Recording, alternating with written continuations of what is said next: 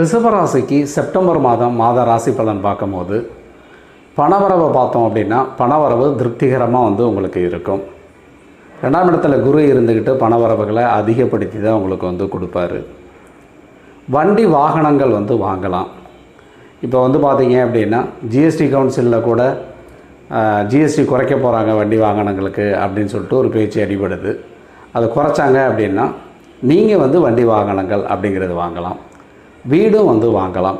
அதே மாதிரி மனை வாங்குறதா இருந்தால் கூட வாங்கலாம். இல்லை வீட்டை ஏதோ பராமரிக்க போகிறேன், இல்லை எக்ஸ்டெண்ட் பண்ண போகிறேன் அப்படிங்கிற மாதிரி நினச்சிக்கிட்டு இருந்தீங்க அப்படின்னா அதையும் ரிஷபராசினர் இந்த நேரத்தில் செய்யலாம். ரிஷபராசிக்கு தொடர்ச்சியாக பிரச்சனை அப்படிங்கிறது உடல்நிலையில் நிறைய பிரச்சனை வந்தது. ஆரோக்கியம் செப்டம்பர் 15க்கு பிறகு நல்லா மேம்படும். உடல்நிலையை பற்றி கவலைப்படவே வேண்டியதில்லை.